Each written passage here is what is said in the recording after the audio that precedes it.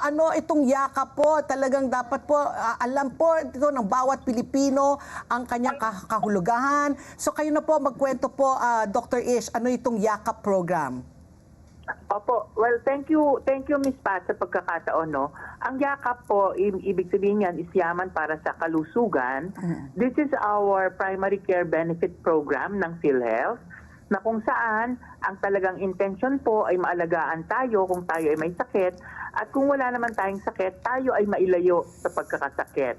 So, ito po ay para sa lahat ng bawat Pilipino, sa lahat ng miyembro ng PhilHealth, at ito po ay hindi siya, Miss Pat, katulad nung dati na pag nag-register yung nanay, kasama na yung mga anak. Dapat po ay kanya-kanyang rehistro sa isang yakap clinic. At ang mga serbisyo po nitong makukuha ay libreng konsultasyon or check-up. Tapos po ay meron po tayong 13 libreng diagnostics and laboratories, katulad ng mga examination sa dugo, ECG, X-ray, mga pap smear na tinatawag, yung pong para sa TB.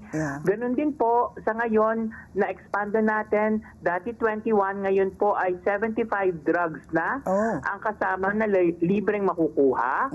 At in-expand rin natin yung programa, kasama na rin po dito ang libreng screening test para sa 4 na cancers: breast cancer, liver cancer, colorectal cancer, and lung cancer. Okay. Very impressive. Okay. Doc Ish, napakagandang balita nga po ito dahil na-expand. If I'm not mistaken po, ito po yung parang rebranded nyo ng Konsulta program, ano? Yung dati po natin Konsulta program. Yes, tama ka dyan, Ms. Ricky. Apo. Ang tanong ko po ngayon, na-rebrand din po ba yung access naman ng ating mga kababayan na mga nasa rural areas? Kasi po marami rin po pa rin tayo na mga kababayan na nakatira po sa mga liblib na lugar na wala pong direct access po sa mga accredited na mga klinika, accredited na pharmacy. So, how exactly will this work po for them? Yes. Sa ngayon po, Ms. Ricky, with the rebranding, medyo mas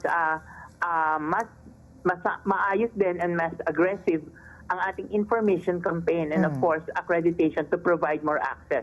At the current rate po, we already have around 4,200 accredited clinics, private and public, hospital and non-hospital nationwide, and we already have around 33 million registrants. But of course, ang atin pong target for the year is around 50 million. Pero sa ngayon po, mga buwan ng Mayo, tayo po ay nakaka-33 million na. But of course, the